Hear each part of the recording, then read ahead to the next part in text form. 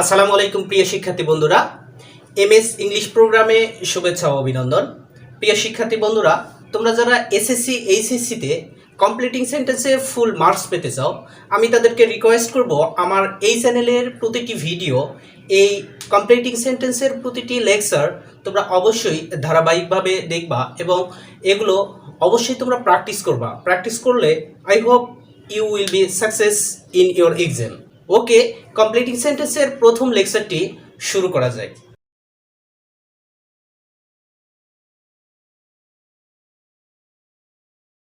প্রিয় শিক্ষার্থী বন্ধুরা, এই কমপ্লিটিং সেন্টেন্সের ফার্স্ট লেকচারের আলোচনার শুরুতে তোমাদের কাছে ছোট্ট একটা রিকোয়েস্ট, আমার এই ভিডিওকে তোমাদের বন্ধুদের মাঝে সবচেয়ে বেশি শেয়ার করে দাও, যাতে তারাও খুব সহজে কমপ্লিটিং সেন্টেন্স শিখতে পারে। ডিয়ার ভিউয়ার্স, এই কমপ্লিটিং সেন্টেন্সের ফার্স্ট নাম্বার রুলসে আমরা আলোচনা শুরু করতে পারি।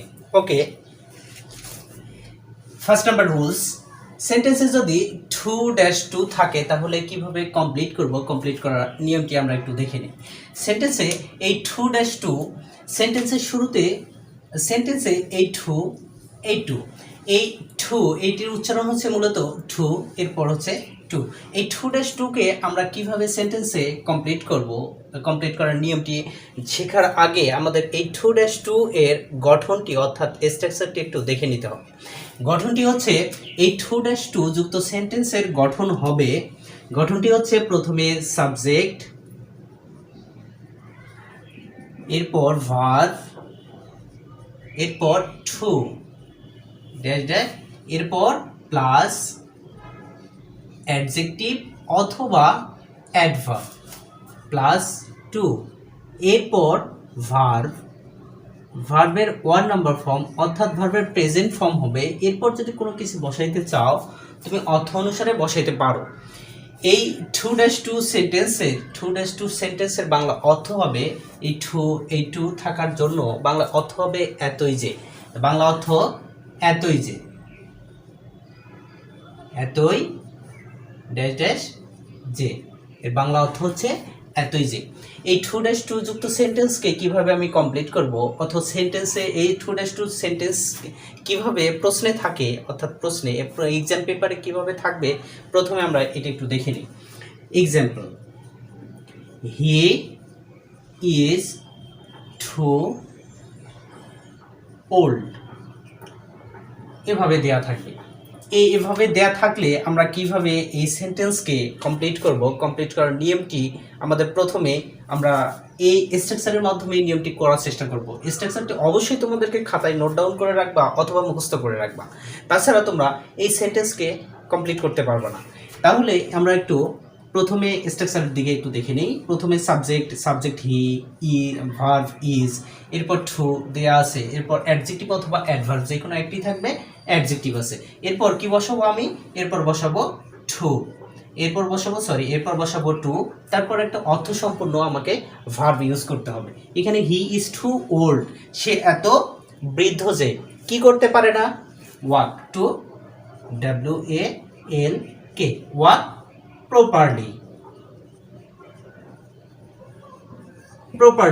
তাহলে এর অর্থ দাঁড়ালো he is too old to walk properly, সে এত বৃদ্ধ যে সঠিকভাবে হাঁটতে পারে না। এখানে বাংলা অর্থ আসলো না, হাঁটতে পারে না, কিন্তু এখানে আমি অবশ্যই নট ইউজ করব না। নট ইউজ করলে সেন্টেন্সটি ভুল হয়ে যাবে, এই বিষয়টি আমাদেরকে খেয়াল রাখতে হবে।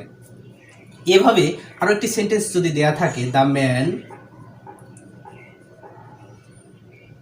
ওয়াজ টু, এরকম যদি দেয়া থাকে তাহলে আমি কি করব, এরকম যদি দেয়া থাকে টু জায়গায় এখানে মানে ড্যাশ ড্যাশ দেয়া আছে, আমি কিভাবে কমপ্লিট করব? কমপ্লিট করার জন্য আমাকে অবশ্যই এই স্ট্রাকচারের আমাকে হেল্প নিতে হবে। স্ট্রাকচার ছাড়া আমরা এই সেন্টেন্সকে গঠন করতে পারবো না। স্ট্রাকচারে কি দেখবো, আমি প্রথমে দেখবো সাবজেক্ট দ্য ম্যান, তারপর ভার্ব ওয়াজ, এরপর টু, এরপর অ্যাডজেক্টিভ অথবা অ্যাডভার্ব আমি বসাবো। অ্যাডজেক্টিভ অথবা অ্যাডভার্ব কি বসাইতে পারি, স্মল বসাই দিই, স্মল, তারপর আমি অ্যাডজেক্টিভ অথবা অ্যাডভার্ব বসাই দিলাম, তারপর 2, বাংলা অর্থ দাঁড়ালো the man was too small too, লোকটি এত ছোট যে, লোকটি এত ছোট যে কি করতে পারে না, কি করতে পারে না, বাংলা অর্থ এখানে না না অর্থ চলে আসবে। Run properly, run run properly অথবা রান ফাস্ট, যেটি দাও সেন্টেন্সটি হয়ে যাবে। কি প্রথম নাম্বার স্ট্রাকচার আমাদের চলে গেল। আমরা এই বিষয়ে 2-2 এর দুইভাবে গঠন শিখব। দুইটি গঠনে আমরা একটু মনোযোগ সহকারে শেখার চেষ্টা করি। এরপর দ্বিতীয় নাম্বার গঠনটি আমরা একটু দেখে নিই।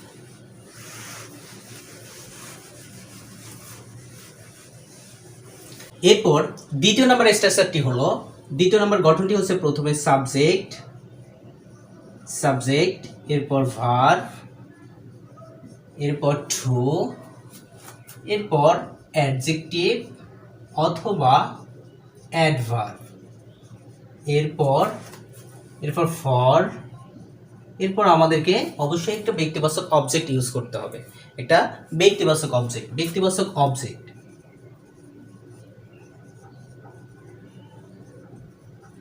ব্যক্তিবাচক অবজেক্ট প্লাস টু। এরপর আমি ইউজ করব ভি, ভার্ব, ভার্বের 1 নাম্বার ফর্ম, ভার্বের 1 নাম্বার ফর্ম। এরপর তুমি যদি কোনো কিছু কোনো অর্থ অনুসারে কোনো ওয়ার্ড বসাইতে চাও বসাইতে পারো, তাহলে ওখানে গিয়ে তুমি ফুল স্টপ দিতে পারো। এখন আমাদের একটা বিষয় ভালো করে জানতে হবে, এখানে ব্যক্তিবাচক অবজেক্ট যে আমি ইউজ করব, কেন ইউজ করব?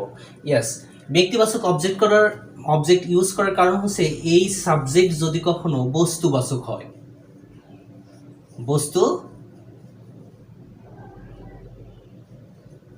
বস্তুবাচক হয়, যদি সাবজেক্ট যদি কখনো বস্তুবাচক হয়, তাহলে আমাকে 2-2 এ টু অ্যাডজেক্টিভ অথবা অ্যাডভার্ব, তারপর হচ্ছে ফর, এরপর আমাকে একটা ব্যক্তিবাচক অবজেক্ট নিতে হবে, এরপর 2 প্লাস ভার্ব বসাই দিয়ে সেন্টেন্সটি কমপ্লিট করতে হবে। তাহলে বিষয়টি আমরা এক্সাম্পলের মাধ্যমে ক্লিয়ার হই। The pen is too small, the pen is too small, এভাবে দেওয়া আছে। এরপর ডট ডট ডট ডট দেওয়া আছে।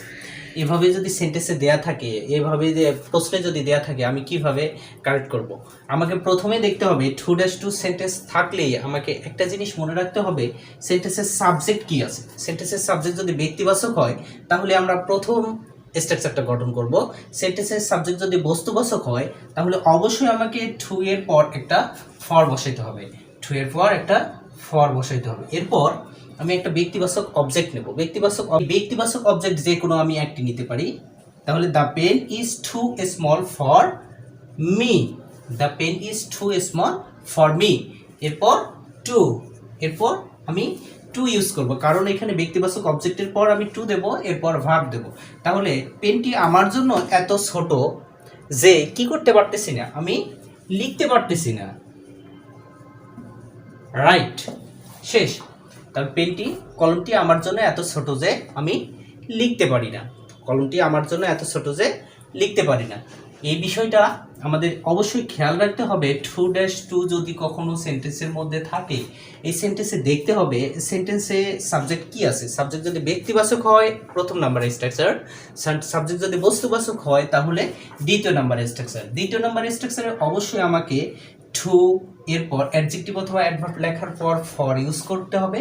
এরপর ব্যক্তিবাচক একটা অবজেক্ট দিয়ে আমি 2 প্লাস ভার্ব দেবো, ভার্বের 1 নাম্বার ফর্ম দিয়ে সেন্টেন্সটি ক্লিয়ার, সেন্টেন্সটি শেষ করব। আর একটা আমরা এক্সাম্পল দেখতে পারি। দ্য বুক ওয়াজ টু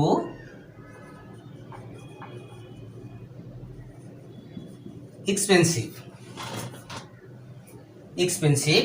এরপর ড্যাশ ড্যাশ দেওয়া থাকলো।